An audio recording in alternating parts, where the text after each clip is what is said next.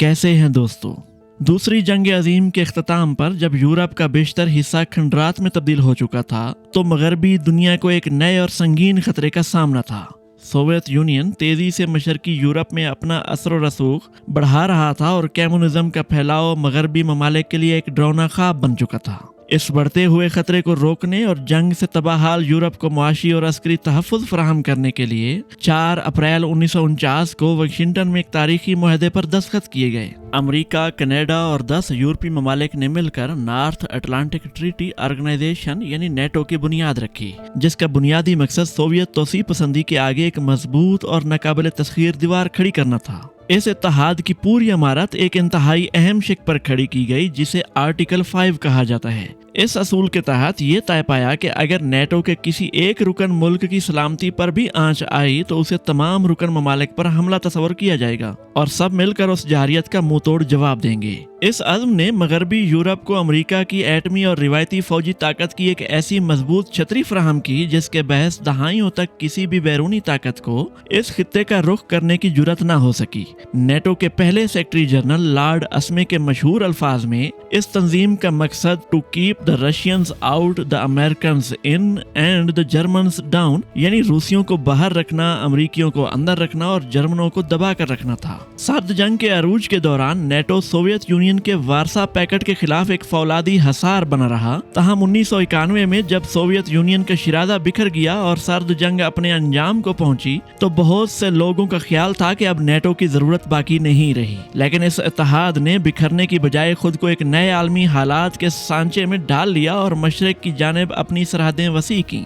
और साबिक Soviet block के कई ममालिक को अपने अंदर शामिल कर लिया। खालिसतन दिफाई मकासद के साथ साथ नेटो ने आलमी बहरानों से निमटने का बेड़ा भी उठाया, जिसकी वाज़ेह मिसालें बल्कान के तनाज़ात और अफगानिस्तान में उसकी तवील फौजी कार्रवाइयाँ हैं। आज की दुनिया में नेटो की अहमियत एक बार फिर अपने अरूज पर है। खास तौर पर रूस और यूक्रेन की जंग ने इस इत्तेहाद को उसका वो बुनियादी और अवलीन मकसद दोबारा याद दिला दिया है जिसके लिए निस्फ सदी कबल इसे कायम किया गया था। अब इसके अरकान की तादाद बढ़कर 32 हो चुकी है, जिनमें हाल ही में फिनलैंड और स्वीडन जैसी वो रियासतें भी शामिल हुई हैं जिन्होंने दहाइयों से अपने आप को जंगों और ऐसे इत्तेहादों से दूर रखा हुआ था। लेकिन इस तमाम तर वुसअत, तजदीद और बैरूनी खतरात के खिलाफ सफबंदी के बावजूद नेटो को आज अंदरूनी इख्तलाफात, दिफाई अखराजात की मुनसफाना तकसीम की बहस और सबसे बढ़कर अमरीकी क़यादत की बदलती हुई तरजीहात जैसे संगीन चैलेंजेस का सामना है जो इसकी बका और मुस्तकबिल के हवाले से नए सवालात को जन्म दे रहे हैं। गुज़श्ता 7 दहाइयों से नेटो का तंजीमी ढांचा इस बुनियादी मफरूज़े पर खड़ा रहा है कि अमेरिका हर सूरत अपने इत्तेहादियों का साथ देगा, सफारती सतह पर भी और अपनी फौजी और एटमी ताकत के जरिए भी।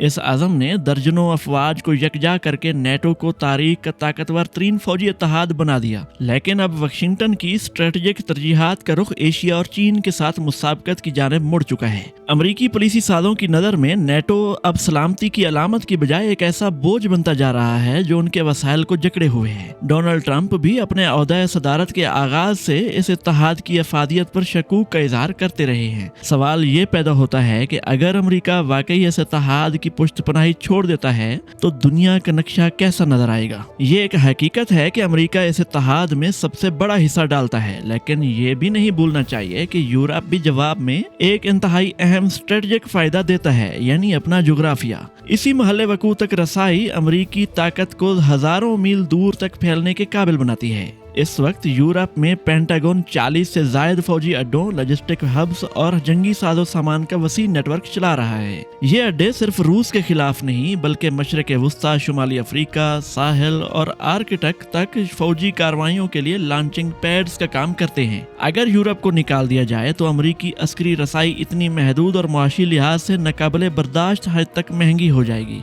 एयरक्राफ्ट कैरियर एक सहूलत तो है, लेकिन किसी सूरत इन अड्डों का मुतबादल नहीं हो सकते। अस्करी पहलू के अलावा इसका गहरा सियासी पहलू भी है। नेटो अमेरिका को सियासी और कानूनी जवाब फराहम करता है। जब वाशिंगटन नेटो अरकान के साथ मिलकर कोई कदम उठाता है तो दुनिया उसे यकतरफा गुंडागर्दी नहीं बल्कि एक सफारती वजन रखने वाला बैनुल अक़वामी रद्द-ए-अमल समझती है। लिहाजा यूरोप का साथ खोने का मतलब अपना सबसे बड़ा सियासी दिफा गंवा देना है। मजीद बरां दिफाई मार्केट को भी नजरअंदाज नहीं किया जा सकता। यूरोप अमरीकी दिफाई सनत की सबसे बड़ी और मुस्तहकम मंडी है। गुज़श्ता दहाई में अमरीकी हथियारों की कुल बरामदात का तकरीबन 1/3 हिस्सा यूरोप को गया। जर्मनी, पोलैंड और दीगर ममालिक ने F-35 तैयारों, पैट्रियट मिसाइलों और हाई मार्स के लिए अरबों डॉलर्स के आर्डर दे रखे हैं। सिर्फ F-35 प्रोग्राम ही यूरोपीय ममालिक को दहाइयों तक अमरीकी सिस्टम की देखभाल के चक्कर में बांध देता है। अगर यूरोप ना रहे तो लॉकहीड मार्टिन और बोइंग जैसी अमरीकी कंपनियां रातों रात अपनी सबसे बड़ी एक्सपोर्ट मार्केट से महरूम हो जाएंगी। इन तमाम नुकसानात के बावजूद ऐसा हरगिज नहीं है कि अगर अमेरिका नेटो से अलग हो जाता है तो ये इत्तेहाद रातों रात गायब हो जाएगा, बल्कि वादे और इरादे कागजी हद तक मौजूद रहेंगे। लेकिन अमली मैदान जंग में नेटो का वो पहिया निकल जाएगा जिस पर पूरी गाड़ी का बोझ था। नेटो दरअसल उन अमरीकी सलाहियतों के गिर्द बनाया गया है जिनका कोई फौरी मुतबादिल नहीं है। मिसाल के तौर पर जदीद जंगों का दारोमदार तेज नकलो हरकत पर है। अमरीका ये भारी बोझ अपनी स्ट्रेटेजिक एयरलिफ्ट के जरिए उठाता है, जिसमें C-17 और C-5 जैसे 270 देवहैकल तैयारे शामिल हैं। दूसरी जानिब तमाम यूरोपीय इत्तेहादी मिलकर इस जुमरे के बमुश्किल 1 दर्जन तैयारे चलाते हैं।